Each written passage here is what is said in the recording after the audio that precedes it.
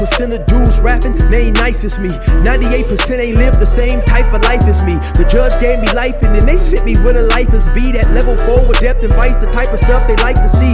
Two choices, fight or flee. I refuse to die a chump. I never been a mark, but damn, it's scary when that riot jump. I seen dudes cry, get pumped, and some sexually brutalized. Knew a dude who lost his life and he was only doing 5 year-long racial fights when homie all you do is ride. Lonely days and nights up in a hole causing suicide. From the moment you arrive, you see the Mexican mafia, AB skinheads with big giant swastikas, pro-black philosophers, the BGF, the Kumi, and Muslims who will murk you from the nation to the Sunni. That MS was loony, quick to ride up on they rival. Even Christians went to church, hide knives up in a Bible. Political and tribal, the Crips and Damus, the Long Beach, the Hubs and the Dubs and the Grooves, the IE, the Bakersfield, the Dago Pyrus, the Hustlers quick to roll, the gangsters gon' move. Say what's cracking, YouTube? It's your boy 16 to life, and I'm back like I'm on a parole violation. Yard down! Now, for those of y'all that's new to my page, in 1994, I got arrested. I was eventually sentenced to 16 years plus life, and I served 24 years straight in the California prison system. Yeah, that's me gassing right there on that intro song, and if you want to get that, it is available for purchase only, straight from me on a digital download. Cashapp, PayPal, or Zelle me $20, and I'm going to get it to you ASAP. If you're interested, hit me up on my email, 16thelifemusic@gmail.com. Them things are slinging like hotcakes, and I guarantee you will not be disappointed. Also, if you're new to the channel, go to my YouTube playlist. It's called Binge Watch the Best. I got a gang of my videos in there, man. You can just run through them. I got a lot of DP stories, fights, riots. Man, check it out. I'm telling you, you're going to definitely be intrigued. Now let's hop right up into this video, man. So today, I'm going to be talking about a post that I seen Renegade Media, J59J, put up yesterday, and Jay is saying that basically his YouTube career is winding down, it's coming to an end, and so there's no need for me to explain his reasons when he explains it himself. So let me show you this clip. Hi, Daddy. Hi. Hi. Just want to let you guys know, man, my YouTube career is coming over soon. It's gonna be done. Had a reality check yesterday. Seen a couple of things, man. All I want to do is spend time with this fool and just watch him grow. Spend too much time on social media. I will post on my other social medias, but YouTube has taken up too much of my time, man. And I just want to be around this kid. You know what I mean? I love this boy, and I really need to start being more of a dad and spending way more time with him, making more memories with him, because, you know, we can all pass away soon. Life's short, and I just want to play with this boy. I get to babysit him every morning now, and it's cool. I get to spend time with them now. We're having fun. We're going to eat some noodles? Yeah. Noodles? Yeah. All right, tell everybody bye. I love you guys, bro. And I'm gonna start being a dad a hell of a lot more, man. So Bye. my YouTube career is going to be over pretty soon, man. Bye. Maybe in about a month. Bye. Tell everybody bye. Now, for those people out there who may not be familiar with Jay, Jay is a YouTuber who does prison content. At one point in time, and I'm not necessarily 100% accurate, but at one point in time, I believe he functioned in some capacity as a Northerner. At some point in time, he ended up going SNY by his own admission. Then I believe he got out, came to the streets. I think he possibly got caught up in some type of gang out there. Then eventually, at some point in time, he starts doing YouTube. And so a lot of his stories, he talks about things going on in prison, concerning the Northerners and concerning the Southerners. Now, currently, I think he has somewhere around 161,000 subscribers, which is definitely a relatively big page. Anything over 100,000 subscribers is considered a big page. And then I believe he has somewhere around 53 million.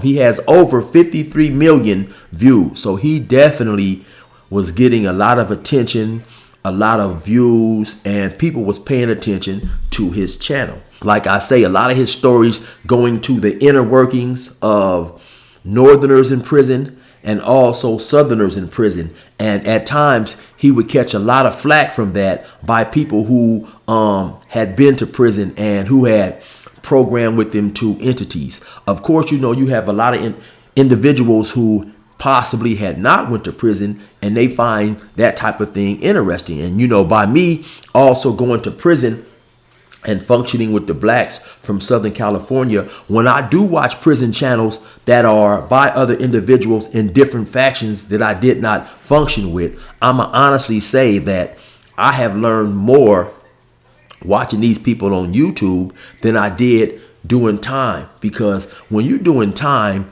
in whatever respective car you're doing time with, you don't go up to other cars and ask, hey man, what's going on? You guys just beat up and stabbed the dude over there. What was that about? Or how do you guys politics and policies work and stuff like that? You see things from afar, you hear things, but you never really truly know the inner workings of any other race, car, organization unless you function with them. And so a lot of people find that type of stuff interesting and intriguing, right? But like I said, you have a lot of people who disagree with that, right? And the reason that a lot of individuals disagreed with it, not only was he giving up things that a lot of people felt that he should not be speaking on, a lot of his stories, or some of his stories, came from third party information at best. And so, a lot of his stories, or excuse me, once again, some of his stories, he would be telling a story that was relayed to him. Maybe somebody would call from the SNY yard or whatever and tell a story about an individual or an occurrence that happened when they was in a particular prison, right? And so Jay would report that story, the story that he got from whoever had gave him the information. And so, like I said, you had a lot of individuals who had qualms with that because the story then that he is reporting on, honestly, is only as good as the dude that he got it from. And in a lot of instances, by Jay not necessarily knowing those people doing time with him, he's taking that man at his word. When that individual, according to a lot of these people who had problems with Jay doing these stories, and I honestly can say they had a valid point, the person giving him the story may have an axe to grind about the person or the organization that he's talking with. I know a lot of times just doing time and just living life in general, I have been around individuals. I have homies who, if they told me a story, I'm not necessarily going to believe it because I have watched this dude function. I have seen the way he move, and I just know that this dude is not reliable. I know his word is not to be taken at 100%. And so once again, I reiterate, by Jay not necessarily knowing the individuals that would give him the story, you necessarily never know how truthful, how accurate the story was, if the stories had any ulterior motives, or if, he was just doing the story and lying. Maybe the story was fed to him by somebody else. So that's why when I said earlier, it was a third party story at best, because you never know where that individual got all of his information from. I'm sure you guys have been watching, different YouTubers and stuff. And so once you watch an individual long enough, you guys form your own opinion as well. You guys might say, okay, well, this dude right here, man, I don't necessarily know about him due to things that he done in the past. And that was, like I said, the argument of those who disagreed with what he was doing. That was the basis of their argument. A lot of times I seen Dubs have beef with Renegade Media. In some videos Dubs made, Dubs felt that the guy Jay from Renegade Media was talking about people that he did not know, and he was talking about people that Dubs knew personally. And so Dubs would get upset about that, right? And I seen one particular video where I have to be honest, I kind of disagreed with also as well. And I didn't watch Jay all the time. Every now and then I check him out, but I happened to catch a story where he was talking about an individual. I forget what the nature of the story was, but he included some type of way. He had got a picture of this individual that he was speaking on, and he included a picture of this dude in the story. But the picture happened to be a picture that the dude took on a visit. And in the picture also was not only was the dude, it was the dude's wife. And so I just felt that was definitely a direction that I would not have taken. I would, not have put anybody who didn't have anything to do with that story, especially his wife and stuff like that. And so, at some certain times, I think, in all fairness, I think Dubs had some good points, right? Dubs also would express, though, that the stories that Jay was telling was bringing beef or bringing heat on everybody. And I think when Dubs said that the stories he was telling was bringing heat on everybody, what actually he was referring to, it was bringing heat on the YouTubers who had dropped out and who potentially were not in good standings and potentially had other people looking to do something to them, because I remember one video, Dub saying something about there was two type of green lights, and one was a soft green light and one was a hard green light or something. And Jay had a hard green light on him or whatever. So, I just think that Dubs felt that Jay telling these stories was putting a spotlight on all the YouTubers who potentially may have not been in good standings and potentially, could face some type of physical action. So anyway, Jay has said that, his YouTube career is winding down. He wants to spend more time with his son, and I think that's a good thing,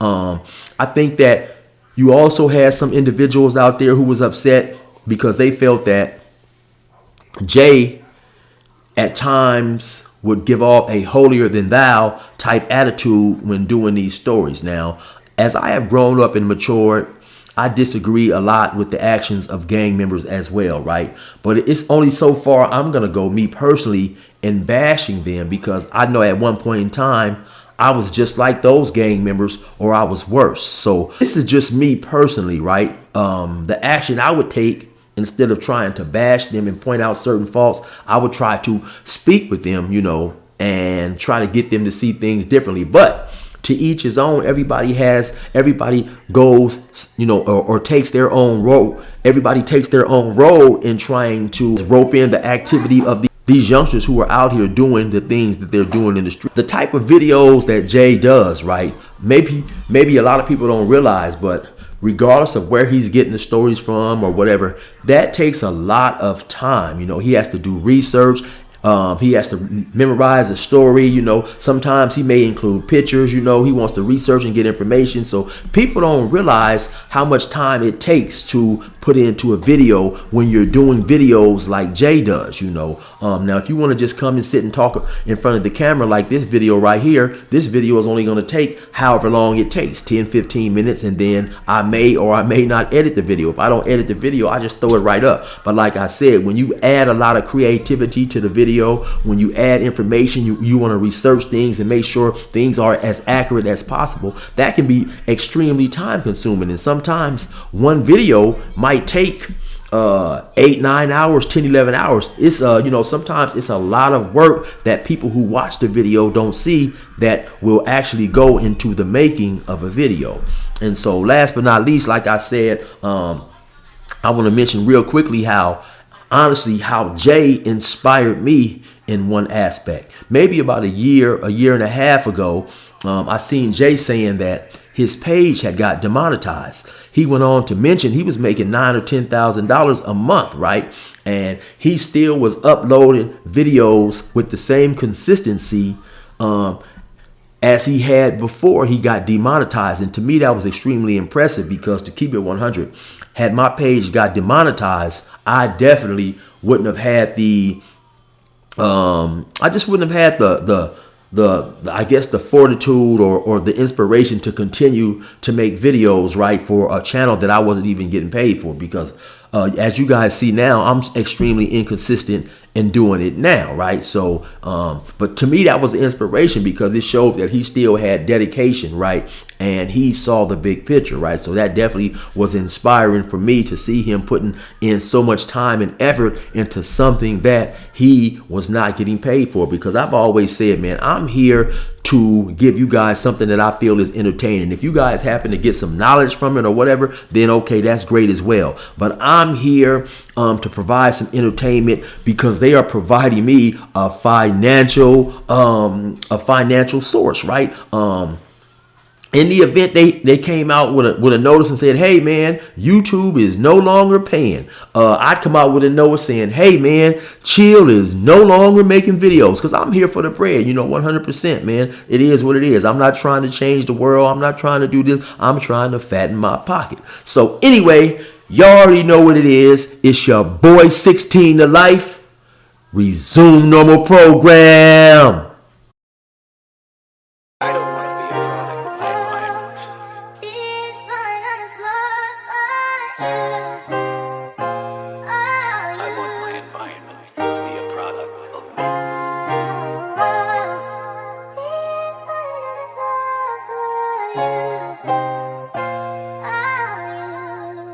I done lost too many homies from the park in my lifetime. Look at my heart, it ain't no telling what you might find. The streets turned to cold and dark as the nighttime. I stay strapped, get at me like a mark. I'm a light mind, push the cold line for the set, yeah, that's straight facts. Now I'm wise and living with regrets, and I hate that. The judge gave me 16 to life, cause I ate that. I walked off 24 flat and came straight back, right to the turf where some swear it ain't safe at. Raised up in church, but this Glock is where my faith at. I really played ball, Earl Walton, Chris Meshack, Don Leary, K Love, you know I gotta stay black. I never made the pack train by Cole Smith.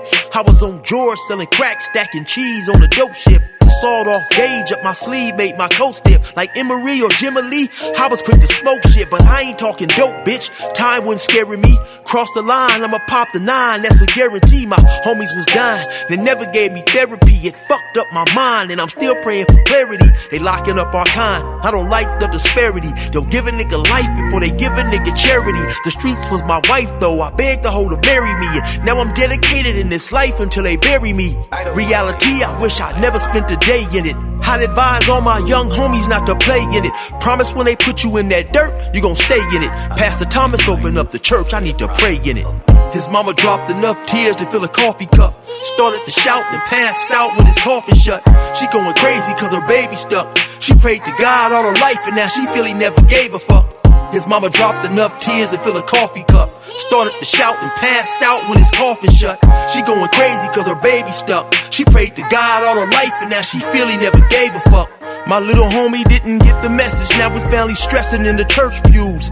Tears dropping on their dresses and their church shoes. Asking God to bless us, please, and help us through this worst news. His mama got weak in the knees when she saw his hearse move. She hurt and confused, her son Nate was only 17. Now she's struggling with her faith, wondering what do heaven mean. Every night in every dream, she see him in the graveyard. The pain hurt her deep, she losing sleep and make her days hard. Can't stop her tears, her thoughts got suicidal fast. Went to church for 30 years and threw her Bible in the trash. Every day she asked if Christ really exists, then why he let him do her baby like this? She screaming damn damn with closed tight fists like she Florida Evans. Middle fingers pointed toward the heavens. She said fuck God, the church, and the reverend, cause her soul was hurt. Her baby rotting in that hole in the dirt. I saw my homies hold their funerals at the church. We used to singing in the angel choir. I swear it hurts and I'm just praying that eternal fire.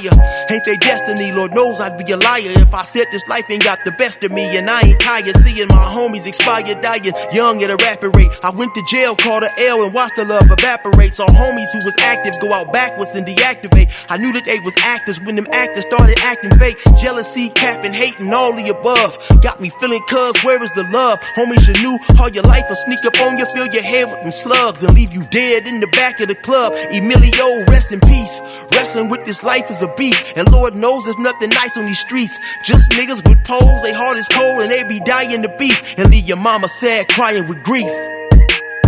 His mama dropped enough tears to fill a coffee cup. Started to shout and passed out when his coffin shut. She going crazy cause her baby stuck. She prayed to God all her life and now she feel he never gave a fuck. His mama dropped enough tears to fill a coffee cup. Started to shout and passed out when his coffin shut. She going crazy cause her baby stuck. She prayed to God all her life and now she feel he never gave a fuck.